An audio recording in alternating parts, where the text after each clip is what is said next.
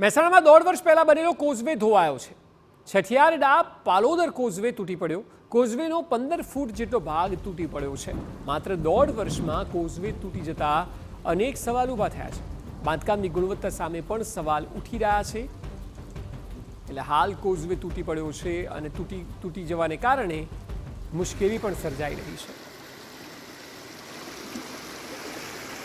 આ રોડ છે 10 મહિના પહેલાં બન્યો છે અને પછી કોઈક રિજેક્ટ કર્યો હતો, પછી બન્યો નથી। આ પુલમાં તો આ જુઓ છો ને તમે, વાપરી નહીં, કોઈ વાપરી નહીં, કોઈ ખીલાસી કોઈ વાપર્યું નહીં।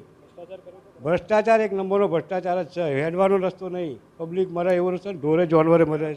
મહેસાણાના છઠિયાડાથી પાલોદર વચ્ચેનો આ કોઝવે તમને બતાવવા માગીશ કે જે લગભગ 1-2 વર્ષ પહેલાં જ બનાવવામાં આવ્યો છે। સ્થાનિકોના કહેવા પ્રમાણે આ બને 1 જ વર્ષ પૂરું પણ નથી થયું, જ્યારે અધિકારીઓનો સંપર્ક કરતા ટેલિફોનિક એવું જણાવે છે કે 2 વર્ષ જેવો સમય થયો છે। હવે ભલે 1 વર્ષ થયું કે 2 વર્ષ, પરંતુ જો અધિકારીઓનું કહેવું માનીએ તો 2 વર્ષની અંદર આ પ્રકારે સ્લેબ તૂટી જવો, આપ એની ગુણવત્તા જોઈ શકો છો કે આ સ્લેબ જે કોઝવેનો બનાવવામાં આવ્યો છે આરસીસીથી ભરવામાં આવ્યો છે, નથી કોઈ લોખંડની ખીલાસરી દેખાતી। એકાદ ખીલાસરી લગભગ 4 કે 6 mmની દેખાતી હશે, પણ એની કેટલી હલકી ગુણવત્તા કે આ આટલા ટૂંકા સમયમાં વર્ષ કે 2 વર્ષમાં જ આવી રીતે આખો ધરાશાયી થઈ જાય। અહીંથી કોઈ વાહન પસાર થતું હોય કે એવા સમયે તૂટ્યો હોત તો કોઈ જાનહાનિ થઈ હોત, કોઈને ઈજા થઈ હોત। અહીંયા આ કોઝવેને જોડવા આપ જોઈ શકો છો કે રોડ બનાવવામાં આવ્યો છે। આપણે રોડની પણ દશા બતાવવા માગીશ કે આપ જોઈ શકો છો કે અહીંયા રોડ તો દેખાતો જ નથી, માત્ર કપચી મેન્ટલ જ દેખાઈ રહી છે અને એ પણ ધોવાઈ ગયેલી હાલતમાં નથી। સહેજ પણ કોઈ પ્રકારનો ડામર જોવા મળી રહ્યો।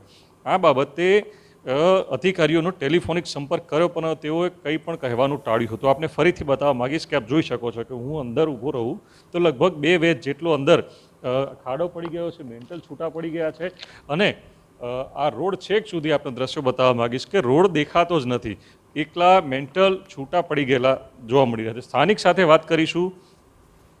વડીલ, આપ જણાવશો કે આ કોઝવે ક્યારે બનેલો છે અને શું હાલત છે અને ક્યારે તૂટી ગયો છે અને શું કેવી પરિસ્થિતિ થઈ? સાહેબ જો તમે જોઈ રહ્યા છો, 1 વર્ષ જેવું 10 મહિના જેવું થયું છે। આ પુલ તમે જુઓ છો, અંદર બ્રિજ જો તમે જોઈ રહ્યા છો કે જે તૂટ્યું છે, બધું ગુણવત્તા કેવી છે એની, ભ્રષ્ટાચાર થયો છે, બધી ચોરીઓ કરી ગયા છે। જો આ તમે જુઓ છો પુલ તૂટી ગયા, બધા કેવી રીતે 10 મહિના 11 મહિના 10 મહિના જેવું 10 મહિના। સ્થાનિકોના મત પ્રમાણે આ 10 મહિના પહેલા બનેલું છે। ફરીથી આપને દ્રશ્ય બતાવવા માંગીશ કે આ રોડ પરથી કોઝવે પર થઈને છઠિયાડાથી સામેનો રોડ આપ જોઈ શકો છો કે તે પાલોદર તરફ જઈ રહ્યો છે, પરંતુ અહીંયાથી પસાર જ થવું કેવી રીતે એ પ્રશ્ન ઉઠે છે। પ્રાથમિક દ્રષ્ટિએ જે આ દ્રશ્ય આપ જોઈ શકો છો કે જે તૂટેલી હાલત છે, અહીંયા નીચેથી માટીનું ધોવાણ થઈ ગયું છે, એની અંદર આ ઉપરનો જે સ્લેબ છે એ દરમિયાન આ તૂટી ગયો છે। પહેલાં જે કોઝવે પૂરો થાય છે એની બાજુમાંથી જ આપ પાણીનું વહેણ જોઈ શકો છો। પાણીનું વહેણ જોતાં જ દેખાય છે કે અહીંથી પાણીનું વહેણથી આ રસ્તો ધોવાઈ ગયો છે, એટલે કે અહીંયા પુરાણ વ્યવસ્થિત કરાયું નથી અને એના કારણે પાણીના વહેણ જે છે એ કોઝવેની નીચે ગયું અને એ માટી ધોવાઈ જવાના કારણે આ સ્લેબ આખો તૂટી પડ્યો છે। એની ગુણવત્તા ઉપર જ સવાલ ઉઠે છે કે શું આવી હલકી ગુણવત્તા થી બનાવવામાં આવ્યો છે આ કોઝવે, જેના કારણે આટલી ટૂંકા સમયમાં આ કકડભૂસ થઈ ગયો છે। જો કે આ બાબતે અધિકારીઓનો ટેલિફોનિક સંપર્ક કરવામાં આવતા કોઈએ કંઈ પણ કહેવાનું ટાળી દીધું હતું અને કેમેરા સામે તો આવવાનો જ નનૈયો ભણી દીધો હતો।